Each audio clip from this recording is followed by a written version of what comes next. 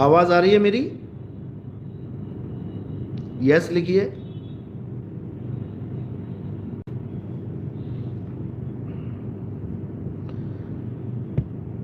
Okay. तो सिख वो होता है जो बिना भेदभाव के उस ज्ञान को प्राप्त करे जो उसके कल्याण के लिए अति आवश्यक है। जब बाबा नानक ज्ञान प्राप्त करके प्रचार के लिए निकले, तब एक भी सिख नहीं था, सिख धर्म ही नहीं था तब। बाबा नानक स्वयं हिंदू धर्म के थे, खत्री थे, वो खुद सिख नहीं थे, सिख कौम में नहीं थे, सिख कौम ही नहीं थी। जो बाबा नानक से जुड़ता गया, जो उनके द्वारा बताए मार्ग से जुड़ता गया, बाबा नानक ने उसका नाम सिख रख दिया। जैसे हमारे यहाँ कहते हैं शिष्यों चलो, इसी प्रकार बाबा नानक ने कहा सिखों चलो। तो जो जो बाबा नानक जी से जुड़ता गया वो सिख होता गया, यानी वो उनसे शिक्षा ग्रहण करने के लिए तैयार हो गया। अब बाबा नानक एक इंसान थे, आदमी कह लो। तो जो शिष्य थे वो बाबा नानक से जुड़ने लगे। बाबा नानक एक इंसान थे जो हर बात को बोल सकते थे, बोल के समझा सकते थे।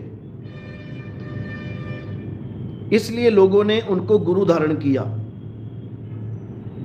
उनके नाम के आगे गुरु लगा दिया, गुरु नानक।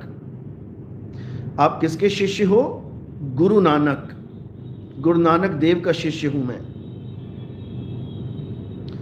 यानी उन्होंने एक इंसान को गुरु स्वीकार किया। लेकिन आगे बाबा नानक जी ने क्या संदेश दिया? उन्होंने कहा भाई असली गुरु, सच्चा गुरु वो है जिसका जन्म और मरण नहीं होता, उसे शब्द गुरु कहते हैं। अभी गुरु ग्रंथ साहब प्रकट नहीं हुए हैं, अभी गुरु ग्रंथ साहब की वाणियां नहीं लिखी गई हैं, अभी गुरु ग्रंथ साहब की वाणियों को एकत्रित नहीं किया गया है। अभी बाबा नानक ही गुरुदेव हैं, सब सिखों के गुरु बाबा नानक हैं। उस वक्त बाबा नानक की भी जो वाणियां हैं वो उन्होंने लिखी हैं, अभी उनको कोई दर्जा नहीं दिया गया गुरु ग्रंथ साहब का। तो बाबा नानक जो एक इंसान थे, आदमी थे, उनको गुरु स्वीकारा गया उन लोगों के द्वारा जो ज्ञान को प्राप्त करना चाहते थे, जो मुक्ति का नाम प्राप्त करना चाहते थे। उन्होंने एक इंसान को अपना गुरु, देहधारी को अपना गुरु स्वीकार कर लिया। अब बाबा नानक जब गद्दी का विस्तार आगे करते हैं, यानी वो अगले गुरु को जो उनकी गद्दी पे बैठेगा उसका चयन करते हैं। तो देखो कैसे चयन करते हैं। उनके अपने दो पुत्र थे, श्री चंद, लक्ष्मी चंद। उन दोनों को गुरु जी ने गद्दी नहीं दी, जबकि वो बड़े सिद्ध थे, बड़े बड़े सिद्ध महात्मा घुटने टेकते थे उनके आगे। एक नंबर के नाम जपने वाले थे वो, जप तप में श्रेष्ठ थे वो, ब्रह्म ज्ञानी थे वो। लेकिन फिर भी उनको गद्दी नहीं दी गई। किसको बैठाया गया? गुरु अंगद देव जी महाराज को। अब वो भी इंसान थे, वो भी देहधारी थे।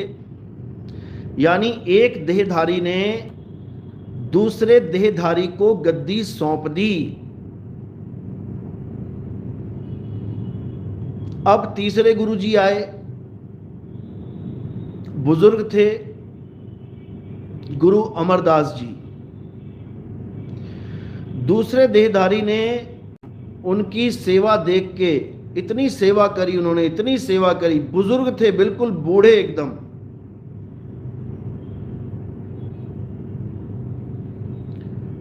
उनको गद्दी दे दी। वो भी देहधारी थे। करते करते करते 10वीं पातशाही तक, गुरु गोविंद सिंह तक ये गद्दी चलती आई। गुरु गोविंद सिंह जी भी देहधारी थे, उनका भी शरीर था, और उनका गुरु भी देहधारी था, 9वीं पातशाही, जिनका सिर कलम कर दिया गया था। दिल्ली शीशगंज जो गुरुद्वारा बनाए वो उन्हीं के यादगार में बनाए। देहधारी थे, शीश कलम कर दिया मुगलों ने। अब 10वीं पातशाही जो गुरु गोविंद सिंह थे, उनकी जंग हो गई मुगलों के साथ, भयंकर। राजपाट छोड़ के जंगलों में भी जाना पड़ गया। 4 दिल के टुकड़े थे उनके बच्चे, वो भी शहीद हो गए।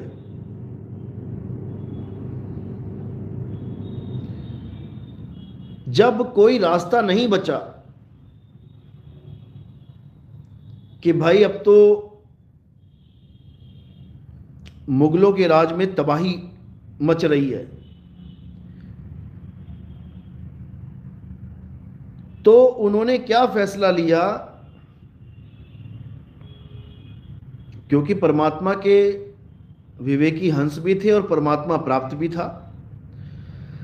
परमात्मा का संदेश उनके शिष्यों को अपने आप मिल जाता है। क्या संदेश मिला? कहते हैं, आज्ञा भई अकाल की, तभी चलायो पंथ, और सब सिखन को हुक्म है, गुरु मान्यो ग्रंथ। इतनी लाइन सबने सुनी है। इतनी लाइन आपको कोई ना कोई मिल जाएगा जो गुरु ग्रंथ साहब का प्रेमी है, वो बता देगा कि भाई हम देहधारी गुरु को नहीं मानते, हम गुरु ग्रंथ साहब को गुरु मानते हैं। लेकिन इससे आगे की लाइन बताने वाले बहुत कम हैं। इतना तो बता देंगे कि हमारा पीछा गुरु देही गुरुओं से छुड़वा दिया गया। आवाज आ रही है मेरी? यस लिखिए अगर आवाज आ रही है साफ।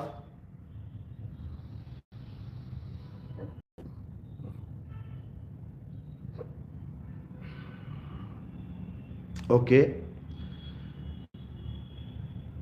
तो बहुत से लोग ये कहते हैं कि देहधारी गुरु धारण करने की जरूरत ही नहीं है। देहधारी गुरु हम धारण ही नहीं कर सकते। क्यों? क्योंकि 10वीं पातशाही ने मना कर दिया कि देहधारी गुरु धारण नहीं करना है।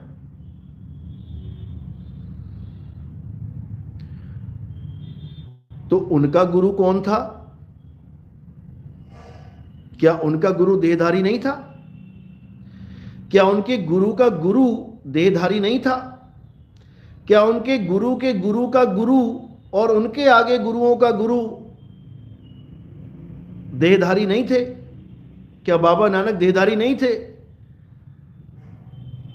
तो यानी बाबा नानक को भी गुरु मानना बंद कर दिया जाए क्या?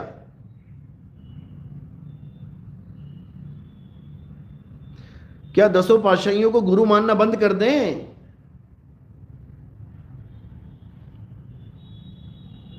इसके पीछे बहुत बड़ा राज है।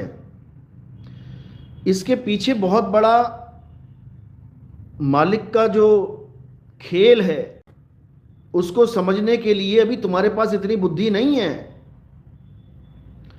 जो समझ पाओ कि ये क्या खेल चल रहा है, कैसे इस जीव को मुक्त करना है, ये परमात्मा जानते हैं, ये परमात्मा जानते हैं।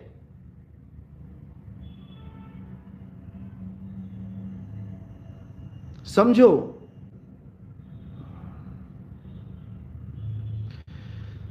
क्या कारण था कि गुरु मान्यो ग्रंथ बोलना पड़ा? जब उनको गद्दी मिली तब क्यों नहीं बोला कि मुझे गुरु मत मानो, मैं देहधारी हूं? तब उन्होंने गद्दी स्वीकार ही क्यों करी? कह देते नहीं, ग्रंथ तो आ ही चुका था, ग्रंथ का दर्जा ग्रंथ साहब को मिल चुका था, ग्रंथ का तो पाठ होता था। फिर तो 10वीं पातशाही को गद्दी लेनी ही नहीं चाहिए थी। वो कह देते, भाई ग्रंथ साहब हमारे गुरु हैं और मुझे गद्दी पे नहीं बैठाया जाए, ग्रंथ साहब ही हमारा गुरु है। समझो,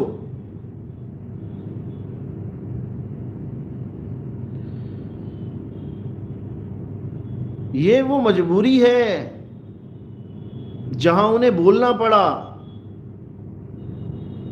कि सब सिखों को हुक्म है गुरु मान्यो ग्रंथ, क्योंकि औरंगजेब के साथ युद्ध हो रहा था और अगला गुरु अगर वो किसी को निर्धारित कर देते, हालांकि उनके चारों जिगर के टुकड़े शहीद हो चुके हैं, किसी ना किसी संगत में से ही किसी को बैठाया जाना था, लेकिन औरंगजेब उसके पीछे पड़ जाता, उसका भी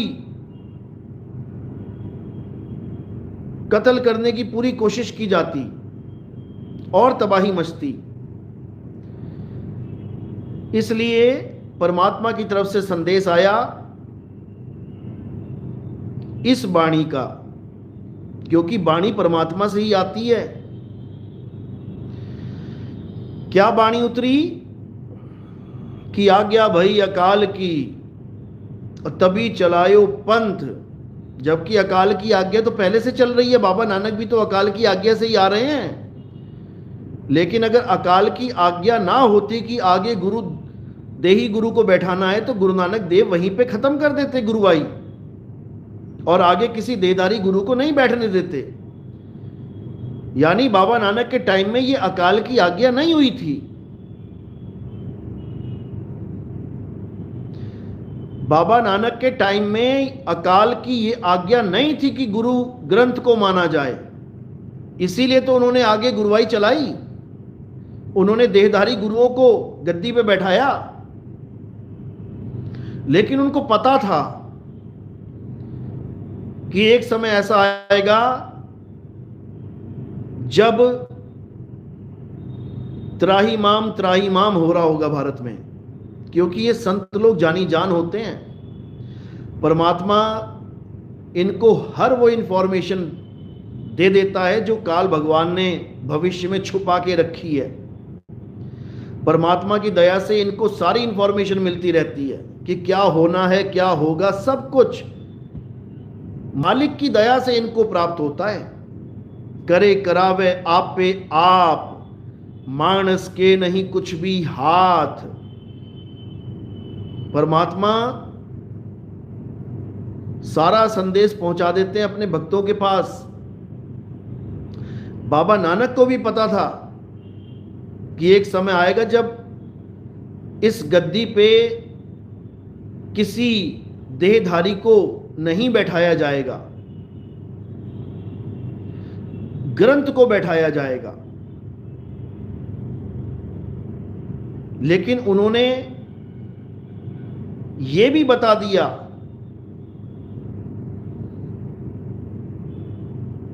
कि आगे फिर कोई देहधारी इस ज्ञान का उजागर करने आएगा। अपनी ही वाणी में बोला है उन्होंने, और वो वाणी उनकी भी नहीं है, ये परमात्मा की वाणी है। पूरे ग्रंथ साहब में सब संतों ने परमात्मा की महिमा गाई है अपने शब्दों में।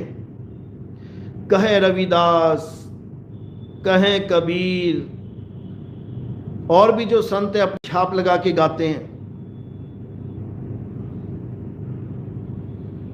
लेकिन नानक साहब ने क्या बोल दिया? उन्होंने अपनी वाणी में बोला कि ये मैं नहीं बोल रहा हूं, कोई गलती से मेरी वाणी मत समझ लेना इसको कि कहे नानक, बिल्कुल नहीं। उन्होंने शुरुआत में ही क्लियर कर दिया। अंग नंबर 722 में जब आप देखेंगे गुरु ग्रंथ साहब में, उन्होंने क्या वाणी बोली? जैसी में आवे खसम की वाणी, और तैसा करी बयान वे लालो। कहते हैं जैसी में आवे खसम की वाणी, कि अब जो मैं बोलने जा रहा हूं ये खसम की वाणी निकल रही है, ये भविष्यवाणी निकल रही है, ये भविष्य का हाल बता रही है। जैसा मैं बोल रहा हूं वैसा लिख, वैसा बयान कर।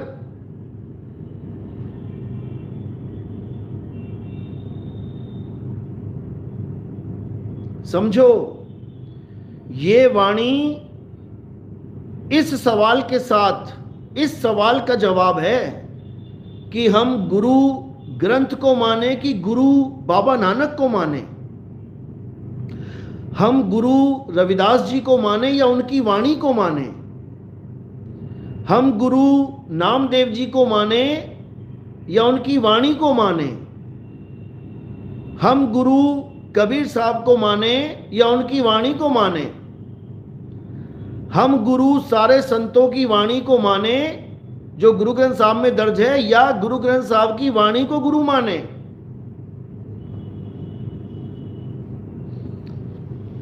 इस वाणी में उसका आंसर छुपा है।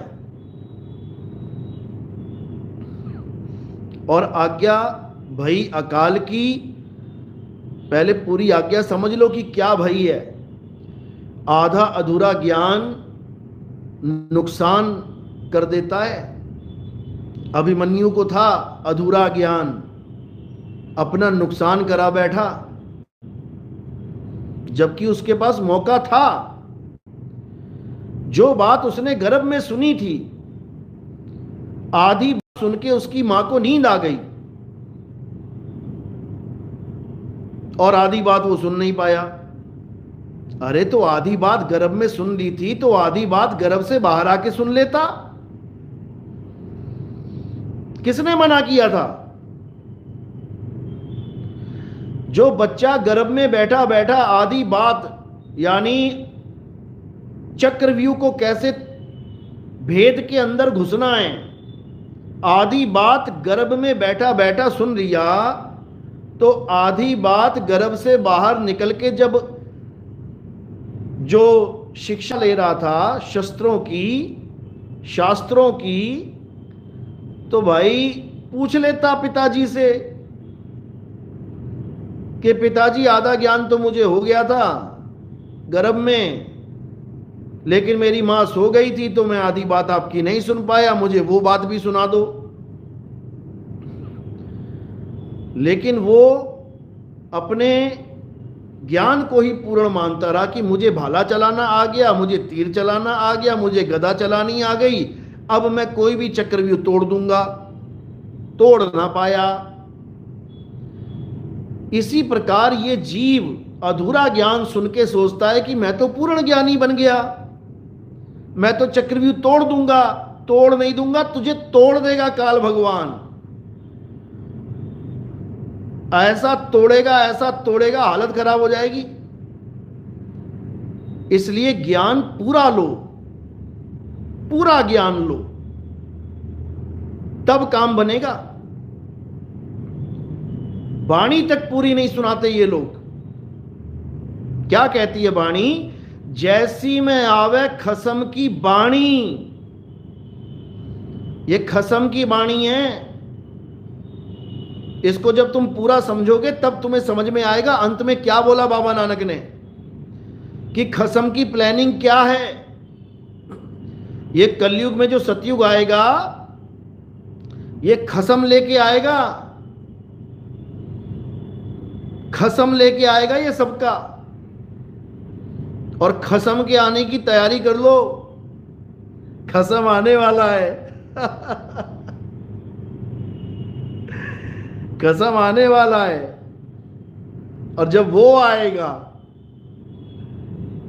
तो समझ लो कि क्या होगा। तो क्या बोला गया, आज्ञा भई अकाल की, तभी चलायो पंथ, सब सिखन को हुक्म है, गुरु मान्यो ग्रंथ।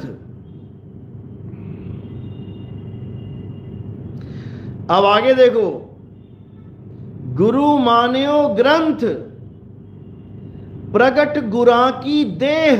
ये क्यों नहीं बोलते, ये क्यों नहीं समझा रहे हैं? गुरु मान्यो ग्रंथ, प्रगट गुरा की देह।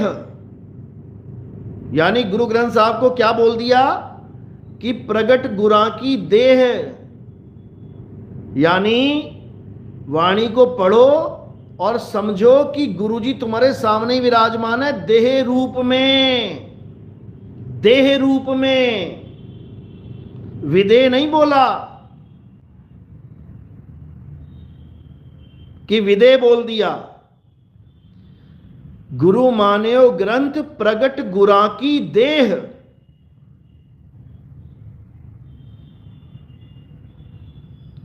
समझो।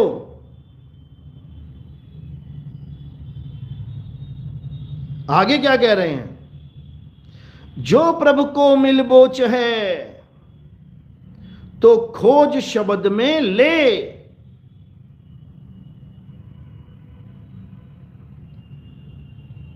कहानी फिर शब्द पे आ गई है। अब शब्द कौन सा, कहां खोजूं?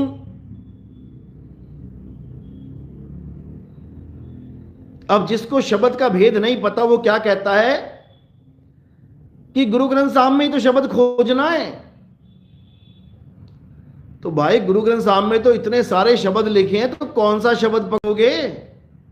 उसमें एक ओंकार भी लिखा है, उसमें सतनाम भी लिखा है, उसमें वाहे गुरु भी लिखा है, उसमें राम भी लिखा है, उसमें कृष्ण भी लिखा है, उसमें आत्मा, परमात्मा, जीव, शिव, पीव सब कुछ लिखा है। परमेश्वर लिखा है, महाप्रभु लिखा है,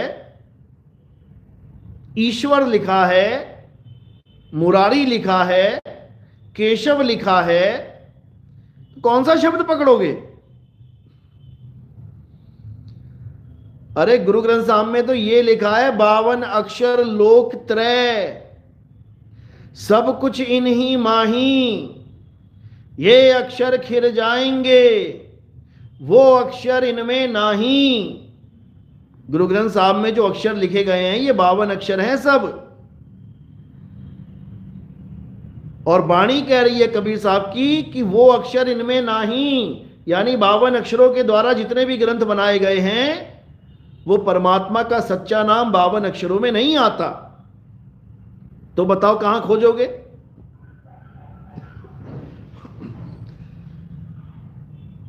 अंग नंबर 340 की वाणी है ये।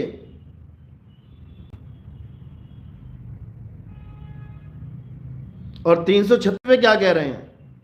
अंग नंबर 336, 52 अक्षर जोरे आन, सक्या न अक्षर एक पहचान। समझा रहे हैं कि सारे ग्रंथ भर डाले तुमने, वेद, पुराण, गीता, भागवत, बाइबल, इंजील, कुरान, कतेब सब कुछ भर डाला। 52 अक्षरों को लिख लिख के, जोड़ जोड़ के, 52 अक्षर जोरे आन, और सक्या न अक्षर एक पहचान। उस एक अक्षर को नहीं पहचान पाए जो भेद सतगुरु बताता है। उस एक अक्षर का भेद बताता है सतगुरु, और ये 52 अक्षर छुड़वा देता है, इसमें नहीं खोजना है। सोई गुरु पूरा कहावे, 2 अक्षर का भेद बतावे, एक छुड़ावे एक लखावे, तब प्राणी निज घर को जावे। ये एक इंसान ही भेद बता सकता है। बाबा नानक ने बताया लोगों को, कबीर साहब ने बताया, रविदास जी महाराज ने बताया, नामदेव जी ने बताया, संतों ने बताया। लेकिन एक मजबूरी थी, क्योंकि अगर आगे किसी इंसान को गुरु बनाया जाता, उस जमाने में तो जंग तो हो ही रही थी, उसके पीछे पड़ जाता ये औरंगजेब। इसलिए और जान माल की हानि ना हो, इसलिए परमात्मा का हुक्म आया कि ग्रंथ को गुरु धारण करवाओ, ग्रंथ को गुरु बना दो। अब जो भी गुरु धारण करेगा वो ग्रंथ साहब को धारण करेगा, इसलिए बोला गया।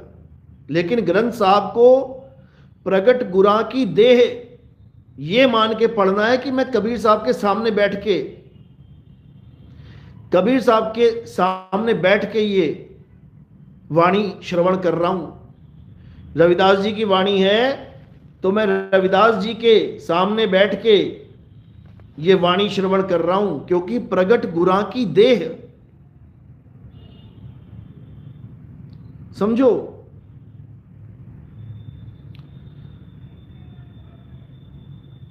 तो बाबा नानक ने अंग नंबर 722 में जो वाणी बोली है,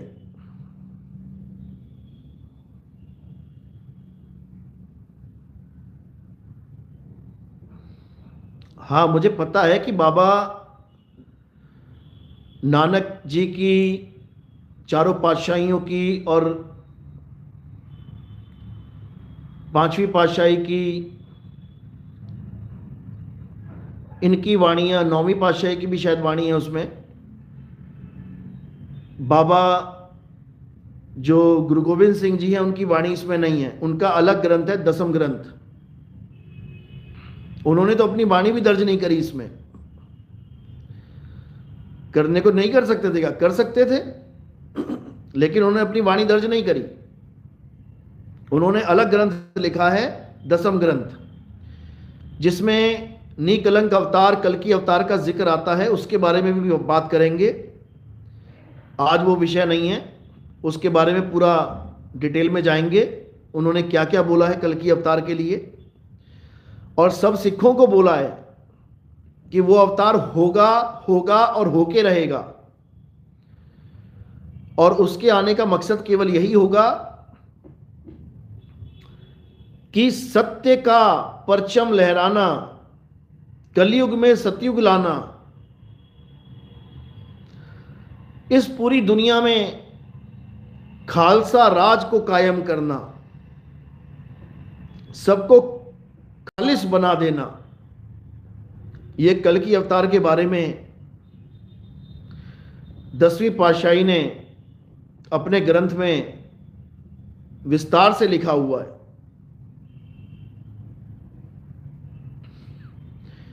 लेकिन बात चल रही है देहधारी गुरु की, कि देहधारी को गुरु मानना है कि नहीं मानना है। सिख धर्म में मानते ही आ रहे थे, 10 पातशाहियों को गुरु माना है, अरदास में उनके नाम भी आते हैं। एकाएक ये हुक्म हो गया, आज्ञा भई अकाल की, कि भाई अब जो ग्रंथ है वो गुरु का दर्जा प्राप्त करेगा। श्री गुरु ग्रंथ साहब जी को गुरु का दर्जा दे दिया गया। लेकिन बाबा नानक की जो वाणी है उसमें बिल्कुल क्लियर उन्होंने क्या बोला है कि जब सतयुग आएगा, यानी कलयुग में सतयुग आएगा, जिसको उन्होंने सच की बेला यानी कि एक ऐसा समय, बेला यानी समय,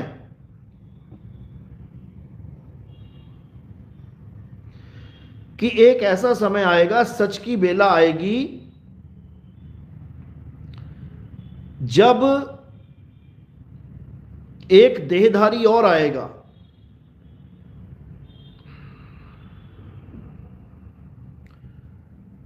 उसके लिए क्या बोला गया, आप पूरी वाणी पढ़ सकते हो कि काया कप्पड़ टूक टूक होसी, यानी जब वो आएगा तो इस काया को कपड़ा बताकर टूक टूक यानी नाशवान बता देगा। होगा तो वो देहधारी, लेकिन देह का खंडन करेगा।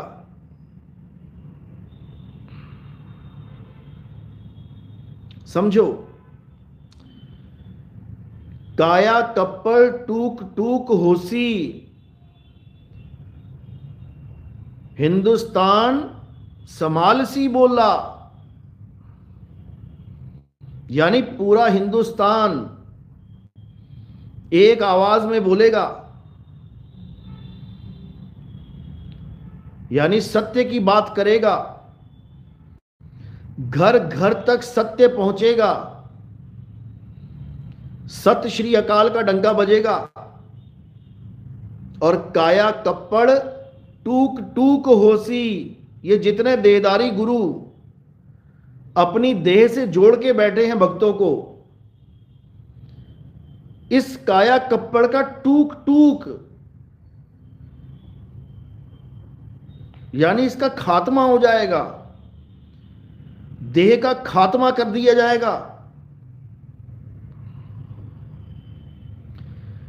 काया कप्पड़ टूक टूक होसी, हिंदुस्तान समालसी बोला, यानी वो हिंदुस्तान में ही होगा।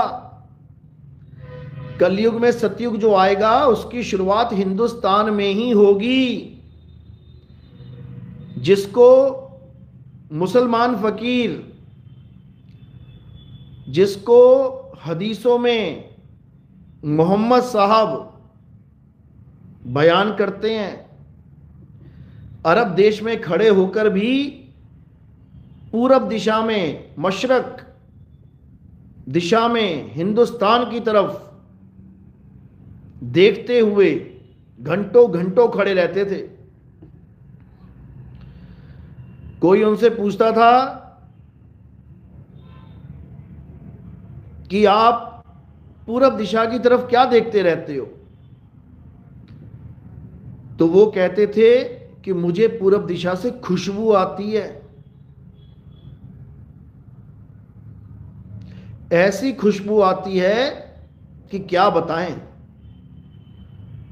अमन की खुशबू आती है, प्रेम की खुशबू आती है, शांति की खुशबू आती है। और होना हो हिंदुस्तान से ही वो मुहिम छिड़ेगा जो पूरी दुनिया को मुसलमान बना देगा। मुसलमान का मतलब ये नहीं कि टोपी पहना देगा, मूंछ मुड़वा देगा। मुसलमान का मतलब है मुसल्ला प्लस ईमान। मुसल्ला यानी बंदगी से संबंधित है, ईमान यानी व्यवहार से संबंधित है। यानी सब ईमानदार हो जाएंगे और बंदगी करना सीख जाएंगे, मुसल्ले पे खड़े होके मालिक की बंदगी करेंगे। इसी को गजवाए हिंद नाम दिया गया हदीसों में। गजवाए हिंद यानी हिंदुस्तान से ही वो गजवा यानी मुहिम छिड़ेगा। यही बाबा नानक समझा रहे हैं। काया कप्पड़ टूक टूक होसी, हिंदुस्तान समालसी बोला। अब आगे क्या कह रहे हैं? आवण 78, जावण 97, होर भी उठसी मर्द का चेला। अब यहां पर बहुत जबरदस्त कोड लगा हुआ है। क्या है ये 78, क्या है ये 97? ये परमात्मा की वाणी है, ये आम आदमी नहीं खोल सकता इसको, क्योंकि उन्होंने शुरू में ही कह दिया कि जैसा मैं बोल रहा हूं बस वैसा तू लिख दे, बयान कर दे, पूछ मत कि ये क्या है। जैसी में आवे खसम की बाणी, तैसड़ा करी बयान वे लाल लो। बस तू लिखता जा, बयान करता जा, पूछ मत कि खसम क्या कह रहा है। वो जब बेला आएगी, सच की बेला आएगी, तो सबको खुद ही पता लग जाएगा क्या कह रहा है खसम।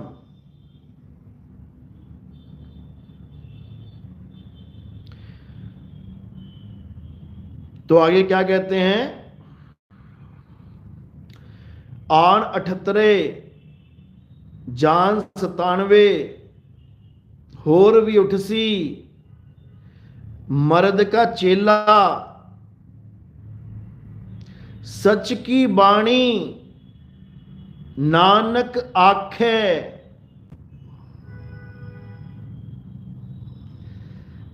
अब क्या कह रहे हैं कि जो मैं कह रहा हूं वो बाणी बिल्कुल सत्य है।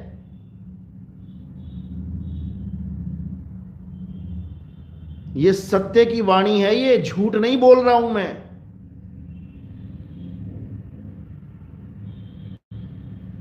समझ लो।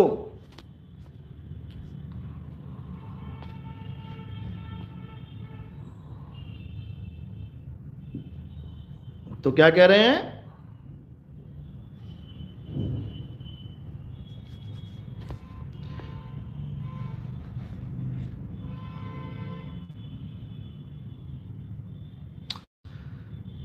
सच की वाणी नानक आखे।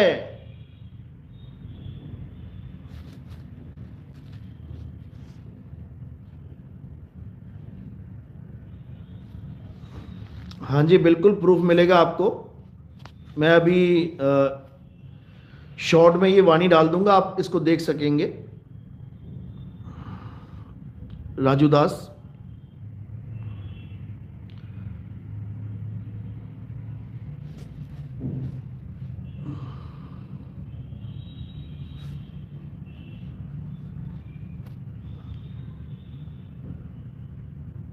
तो क्या कह रहे हैं? सच की वाणी नानक आखे। आखे मतलब बोलना। पंजाबी में कहते हैं वो मैं कदा आख रहा तेनों, सुनता ही नहीं है। आखना मतलब बोलना। सच की वाणी, सच यानी परमात्मा। परमात्मा मुझसे बुलवा रहे हैं। सच की वाणी नानक आखे, यानी परमात्मा जो मुझसे कहलवाना चाह रहे हैं मैं वो कह रहा हूं। ये आवन 78 जान 97 ये परमात्मा बुलवा रहे हैं मुझसे। तू लिखता जा बस।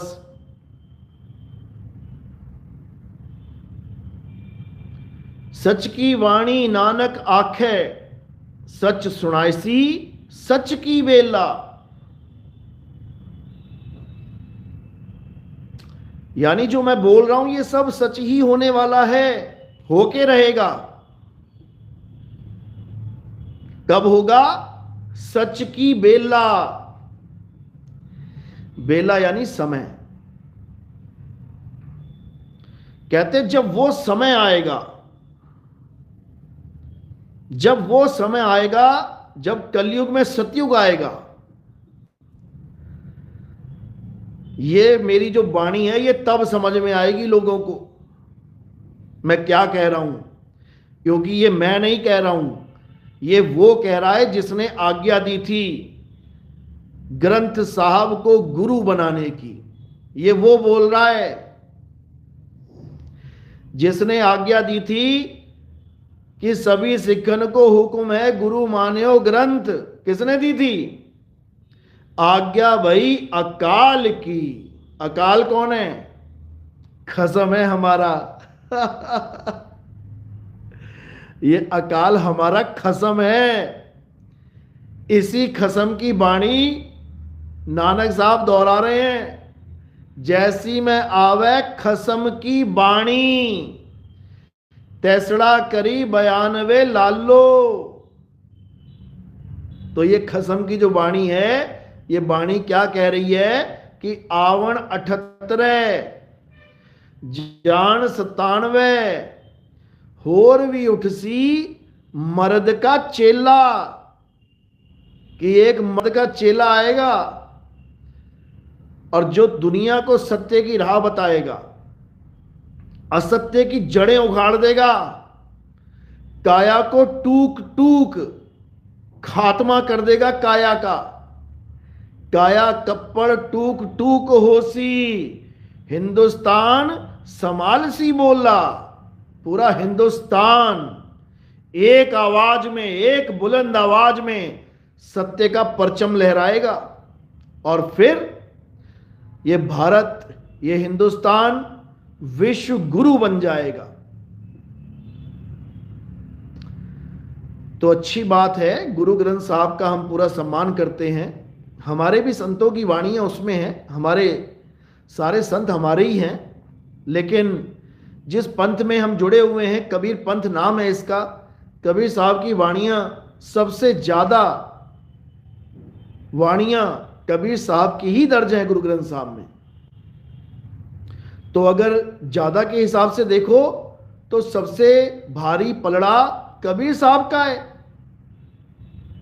सबसे ज्यादा सम्मान उनकी वाणियों को दिया गया है, नंबर 1 पे वही है। और जो बरेली वाले महापुरुष थे, अब तो शरीर छोड़ दिया उन्होंने, बरेली में खालसा जो नीले वस्त्रों में होते हैं, गुरु की फौज होती है, निहंग सिख कहते हैं उनको। उन्होंने तो अपने सत्संगों में इतना खुलासा किया, इतना खुलासा किया कबीर साहब के ऊपर, कि भाई अगर इस दुनिया में, ऑल ओवर वर्ल्ड में किसी को सत्य प्राप्त हुआ तो पहला इंसान कबीर है। निहंग सिख होके उन्होंने बाबा नानक को 2nd नंबर पे डाल दिया। बरेली में हैं, अब तो नहीं है, शरीर छूट गया उनका, लेकिन मैंने 2-4 सत्संग उनके सुने थे कबीर साहब के ऊपर। उन्होंने बहुत अच्छा बोला कि अगर किसी को सत्य मिला इस दुनिया में तो बड़े बड़े ऋषि मुनि तो प्राप्ति नहीं कर पाए, ब्रह्मा विष्णु महेश को भी उन्होंने कह दिया वो प्राप्त नहीं कर पाए। अगर किसी को प्राप्ति हुई है तो नंबर 1 पे कबीर साहब को हुई है, वहीं से सिख पंथ चला है। उन्होंने तो ये भी कह दिया कि कबीर ना होते तो किसी को भी ज्ञान नहीं होता। अच्छी बात है उन्होंने इतनी बात बोली, लेकिन असली भेद वो भी ना जान पाए कि करना क्या था। केवल इससे थोड़ी नहीं कल्याण हो जाएगा कि कबीर साहब नंबर 1 पे थे और बाबा नानक नंबर 2 पे थे और वो नंबर 3 पे और वो नंबर, इससे कल्याण नहीं होगा। कल्याण इससे होगा कि कबीर साहब ने ज्ञान क्या समझाया दुनिया को। 52 अक्षर जोरे आन, सकिया न अक्षर एक पहचान। क्या वो एक अक्षर तुमने जान लिया?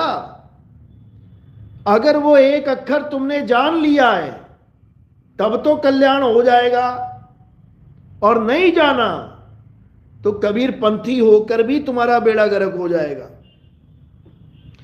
कोई इस गलतफहमी में ना रहे कि कबीर साहब की पूजा करते हैं काल से तो बचा ही लेंगे। अरे पूजा पाठ तो वो मना कर रहे हैं और तुम कर रहे हो। वो पूजा पाठ को मना कर रहे हैं, तुम कर रहे हो, कैसे बचाएंगे तुम्हें?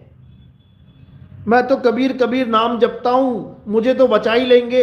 अरे वो नाम छुड़वाने आए हैं और तू नाम जप रहा है, कैसे बचाएंगे तुझे? कैसे बचाएंगे? मैं तो त्रिकुटी पे ध्यान लगा के बैठता हूं, मुझे कबीर साहब के दर्शन हो जाते हैं। अरे त्रिकुटी छुड़वाने आए थे वो। कैसे बचाएंगे तुझे? नहीं समझ में आ रही बात। मोको कहाँ ढूंढे रे बंदे, मैं तो तेरे पास में। ना मैं जप में ना मैं तप में, ये जप तप छोड़ दो, ये सारे जप छोड़ दो। हिंदू राम राम जपना छोड़ दे, मुसलमान अल्लाह अल्लाह जपना छोड़ दे, सिख भाई वाहिगुरु वाहिगुरु जपना छोड़ दे, ईसाई हालेलुया हालेलुया करना छोड़ दे, सारे नाम जाप छोड़ दे, कबीर पंथी कबीर कबीर जपना छोड़ दे, सतनाम सतनाम जपना छोड़ दे, तब तुम्हारा कल्याण होगा गुरु के द्वारा, नहीं तो नहीं हो सकता, बर्बाद हो जाओगे। तो वो सच की बेला आ गई है। अब वो ज्ञान इस संसार में उजागर होगा जिसे आत्म ज्ञान कहते हैं। गुरु ग्रंथ साहब में वाणी दर्ज है, आत्म देव पूजिए गुरु के सहज सुभाए। अब देखो, गुरु ग्रंथ साहब कह रहे हैं कि आत्म देव पूजिए, और कौन पूज रहा है आत्मदेव? एक भी दिखा दो कोई पूज रहा हो आत्मदेव। मंत्र जप लेंगे, वाहिगुरु वाहिगुरु वाहिगुरु, पूजा पाठ कर लेंगे, तलवारों की पूजा हो गई, भालों की पूजा हो गई, शस्त्रों अस्त्रों की पूजा हो गई, अच्छी बात है।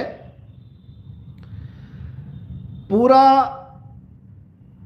गुरु ग्रंथ साहब पढ़ लेंगे, जप लेंगे, वाणियां याद कर लेंगे, लंगर लगा के पूरा सेवा सत्कार कर लेंगे, गुरुद्वारों को चमका देंगे, दूध से नहला देंगे, अच्छी बात है।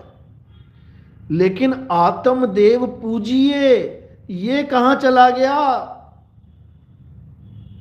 ये कैसे करेंगे? राम को ढूंढना है और आत्मा को नहीं जान पा रहे हैं, तो कहां ढूंढेंगे? आत्मा में ही राम छुपा है। गुरु ग्रंथ साहब की वाणी है, आत्म में राम, राम में ही आत्म, चीनस गुरमुख विचारे। आत्मा में राम है, प्रभु आत्मा में है, लेकिन आत्मा का भेद बताने वाला कोई गुरु नहीं मिल रहा है। दिक्कत यह है। मंत्र जपाने वाले मिल रहे हैं, पूजा पाठ कराने वाले मिल रहे हैं, राधे राधे राम राम वाहिगुरु वाहिगुरु करवाने वाले मिल रहे हैं, तीर्थों में स्नान कराने वाले मिल रहे हैं, पर्वतों के चक्कर लगवाने वाले मिल रहे हैं, जब तब पूजा पाठ व्रत नित्य नेम कराने वाले मिल रहे हैं, लेकिन आत्म ज्ञान देने वाले नहीं मिल रहे हैं। ध्यान कराने वाले मिल रहे हैं, त्रिकुटी में ध्यान कर ले, इंगला पिंगला में ध्यान कर ले, श्वासों में ध्यान कर ले, नाभि में ध्यान कर ले, हृदय में ध्यान कर ले, ध्यान ही करता करता मर जा। लेकिन आत्मा का ज्ञान बताने वाला कोई नहीं मिल रहा है। समझो। और कबीर साहब कह रहे हैं, जल में मीन प्यासी, मोहे देखत आवे हासी, आत्म ज्ञान बिना नर भटके, कभी काबा कभी काशी। बिना आत्म ज्ञान के भटकते रह जाओगे। आत्म ज्ञान है नहीं तो क्या करोगे? मंत्र जपोगे, तंत्र करोगे, तीर्थों के चक्कर काटोगे, कोई काशी को भाग रहा है, कोई केदारनाथ को भाग रहा है, कोई हेमकुंड साहब भाग रहा है, कोई केरल में मंदिरों के दर्शन करने के लिए भाग रहा है, कोई कहीं भाग रहा है, कोई कहीं भाग रहा है, कोई मक्का मदीना भाग रहा है। ये दौड़म दौड़ क्यों लगी हुई है पता है? क्योंकि आत्मा का ज्ञान नहीं है। आत्मा में परमात्मा का वास है। जो प्रभु को मिलबोच है तो खोज शब्द में ले। और शब्द क्या है? ये शब्द भेदी गुरु बताएगा, मंत्र नहीं जपवाएगा, मंत्रों को छुड़वाएगा, 52 अक्षरों को छुड़वाएगा। गरीबदास जी समझा रहे हैं, 52 अक्षर लोक त्रय, 52 अक्षर लेख राम रंग होरी हो। यानी 52 अक्षर क्या है? लेख है, लेख। लेख का मतलब होता है लिखने में आ जाए, उसे लेख कहते हैं। रामपाल जी महाराज ने क्या बता दिया? 52 अक्षर क्या हैं? संस्कृत भाषा के हैं। संस्कृत भाषा के जितने ग्रंथ हैं उसमें परमात्मा का नाम नहीं लिखा गया है। ये अनुवाद कर दिया इस दोहे का, मूर्ख बना दिया सबको। जबकि वाणी कह रही है 52 अक्षर लेख। लेख यानी लिखने में आते हैं, ये मंत्र जंतर लिखने में आते हैं। ये सब 52 अक्षरी मंत्र हैं, छोड़ो इसको। 52 अक्षर लेख राम रंग होरी हो, वो अक्षर यामे नाही राम रंग होरी हो। कर दिया खात्मा 52 अक्षरों का, क्योंकि ये लेख में आते हैं। और परमात्मा का नाम अलेख है, अलेख। वो लिखने में नहीं आता, वो बोलने में नहीं आता, वो पढ़ने में नहीं आता।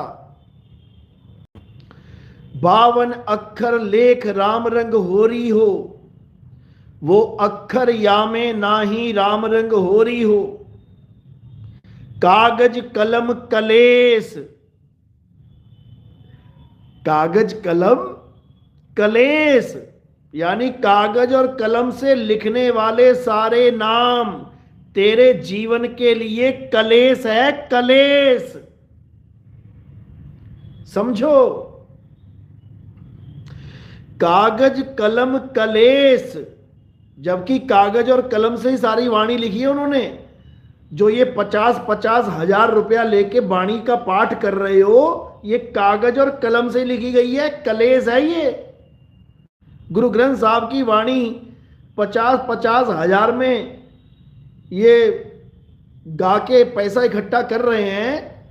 गुरु ग्रंथ जो गरीबदास जी महाराज का है, गरीबदास जी ने 5 पैसा नहीं लिया कभी से, कभी किसी से। गरीबदास जी महाराज ने 5 पैसा ना लिया कभी किसी से, फ्री में वाणी दी है समाज को। और ये उनकी फ्री की वाणी को 20-20 हजार, 50-50, 1-1 लाख रुपए का पाठ करवा रहे हैं। बताओ, बेवकूफ बना दिया जीवों को। समझो, तो कह रहे हैं कागज कलम कलेस, ये कलेस है। राम रंग हो रही हो, वो रहा शेष के शीस राम रंग हो रही हो। ये भेद है,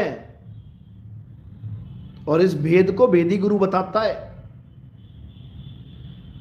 समझ लो, नहीं स्याही का काम राम रंग हो रही हो। स्याही का कोई काम नहीं है परमात्मा का नाम में। वो लिखा ही नहीं जा सकता, तो स्याही क्या करोगे? अचार डालोगे स्याही का? गुरु ग्रंथ साहब में इसी को बोला गया है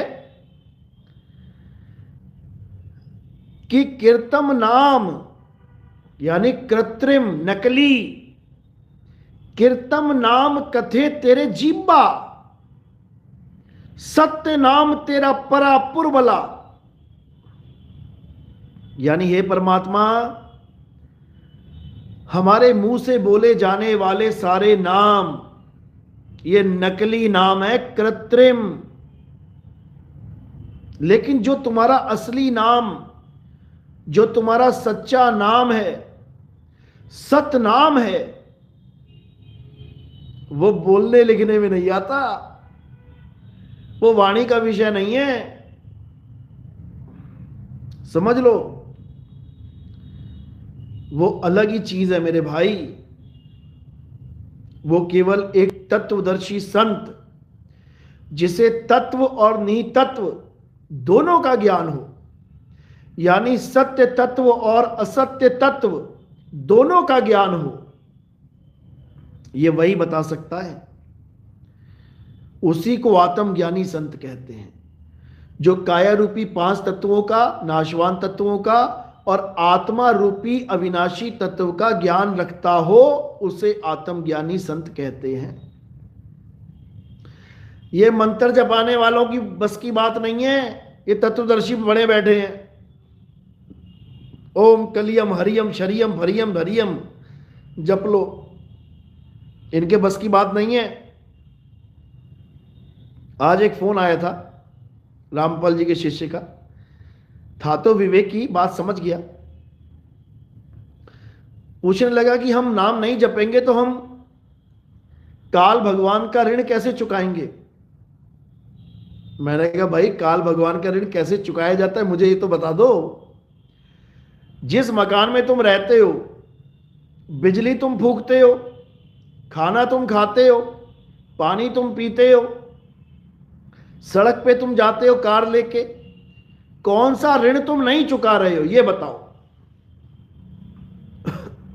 रहने के लिए हाउस टैक्स, खाने के लिए सारा माल खुद खरीद के टैक्स दे के खा रहे हो, बिजली का बिल तुम दे रहे हो, टैक्स इंक्लूड लग के आता है, बच्चों की पढ़ाई तुम करवा रहे हो, 18% जीएसटी के साथ मिलती है, मकान तुम बनवा रहे हो, सीमेंट सब जीएसटी के साथ सब कुछ तुम लगा रहे हो पैसा। तुम ये बताओ कि ऋण है क्या जो मंत्र से चुकाया जाएगा। काल के लोक में रहने का ऋण अगर काल के मंत्र से चुकाया जा सके तो भैया पैसा क्यों दे रहे हो तुम किसी को। पहले तुम पैसा दो, बिजली का बिल भरो, मकान का बिल भरो, खाने का पैसा दो, चलने का पैसा दो, रहने का पैसा दो, उसके बाद कह रहे कि काल भगवान के लोक में रहने का और सुख सुविधाओं को जो ऋण है वो इन मंत्रों के द्वारा उतारा जाएगा। अरे निकम्मो, ये पैसा लूट लूट के तुमसे बड़े बड़े आश्रम बना लिए इन्होंने 15-20 सालों में, तुम्हें अभी भी अकल नहीं आई कि ये छुड़ाने वाला नहीं, ये बसाने वाला गुरु है। ये इस लोक से छुड़ाने वाला नहीं, इस लोक में बसाने वाला गुरु है। तुम्हें सारी सुख सुविधाओं का लालच दे दे के काल का नाम जपवा रहा है। अरे सीता माता रावण के यहां रही, जितने भी साल रही, क्या उसने रावण रावण जपा? हरे रावण, हरे कुंभकर्ण, हरे मेघनाद हैं?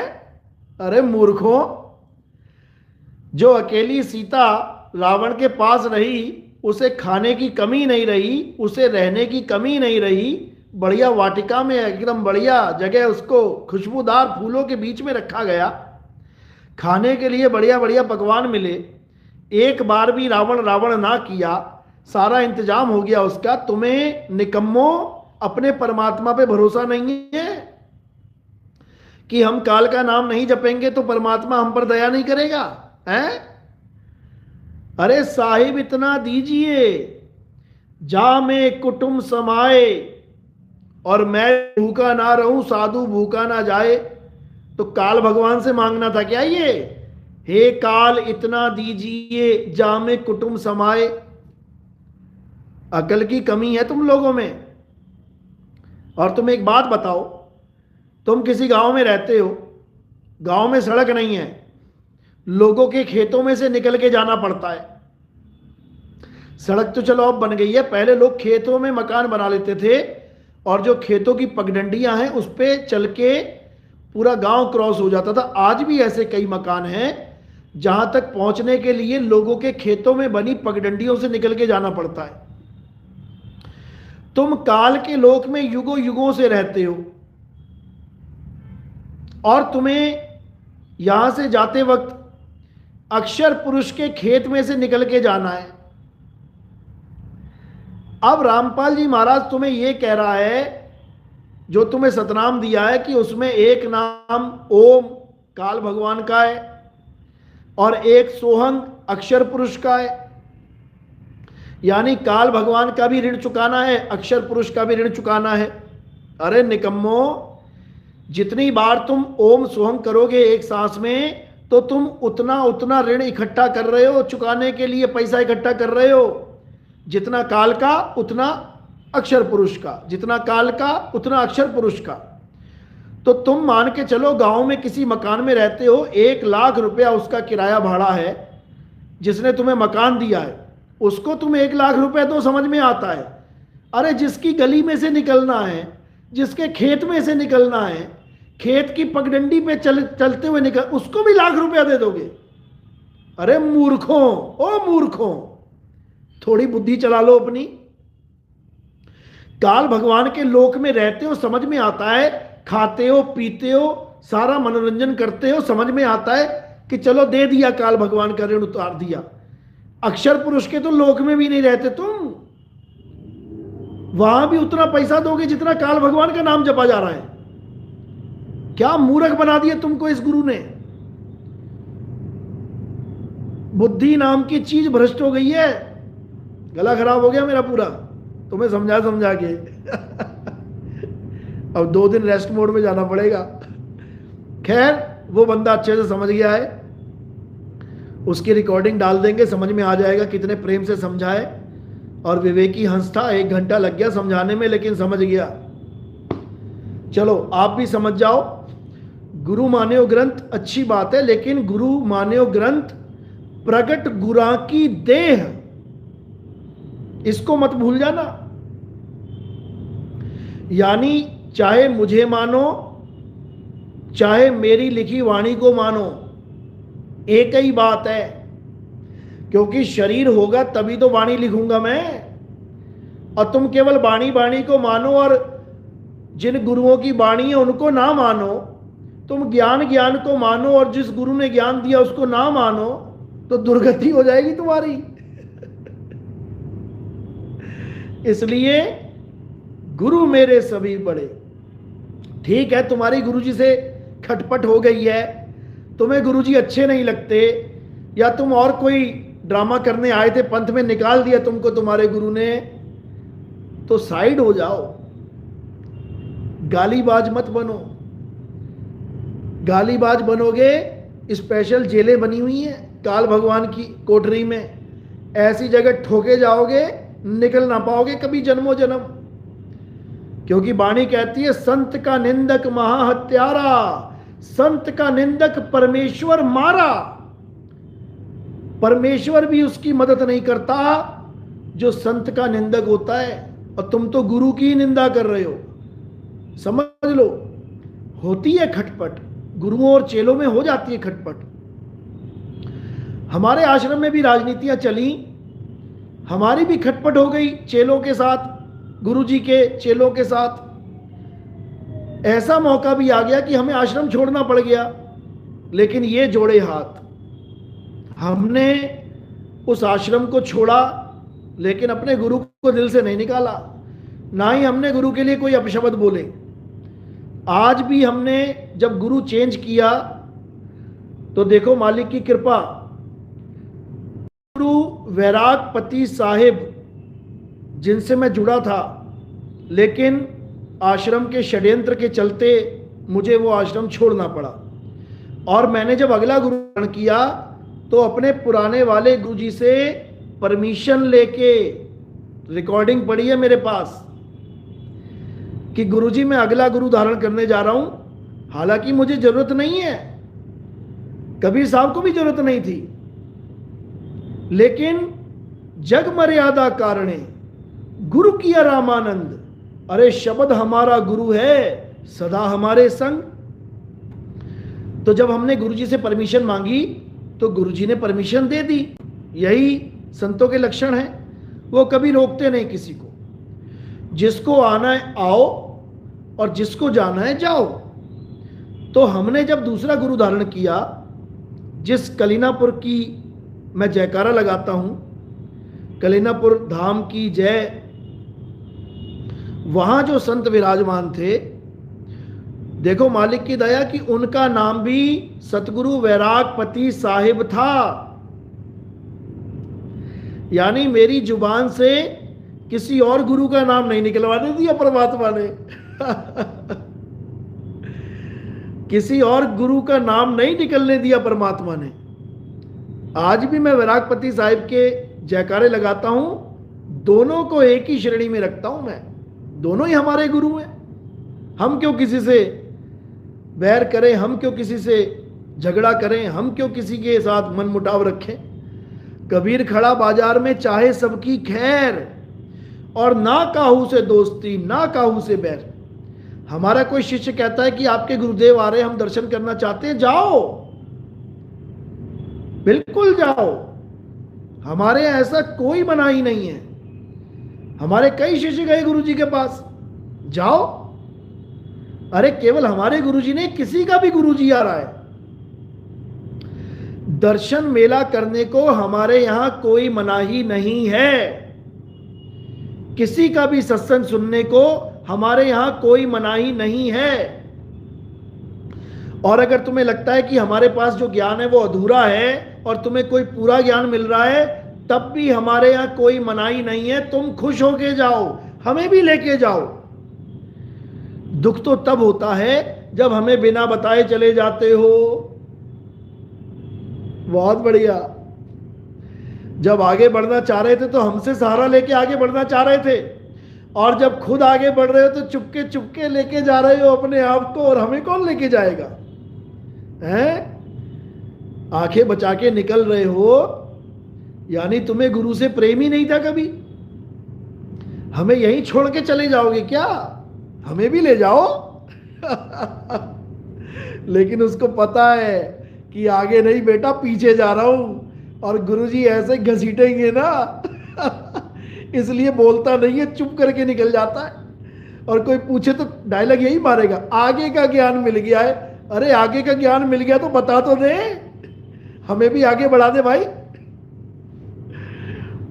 तो चलो, गला अब गवाही दे रहा है कि बस बहुत है।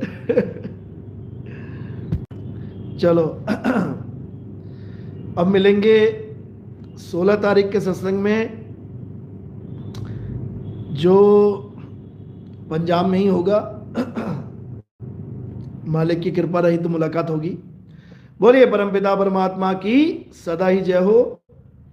और 1 तारीख का गाजियाबाद में भव्य प्रोग्राम है, आप सब को निमंत्रण है। लेकिन जो भी आना चाहता है पहले रजिस्ट्रेशन करवाए। बिना रजिस्ट्रेशन के एक भी शक्ल नहीं दिखनी चाहिए। अरे तुम ही लोग कानून तोड़ोगे तो बाकी को क्या सिखाओगे? एक भी अगर शक्ल ऐसी दिखाई दे गई जो बिना रजिस्ट्रेशन करवा के आया है, पूछूंगा मैं। याद रखना, बिना फोन किए कोई आ जाएगा ना तो पूछूंगा मैं। तुम ही नियम तोड़ोगे तो बाकियों को क्या सिखाओगे? चलो ठीक है, अब रेस्ट करते हैं। बोलिए परमपिता परमात्मा की सदा ही जय हो। बंदी छोड़ की सदा ही जय हो। जय बंदी छोड़, जय सतनाम, जय सतनाम।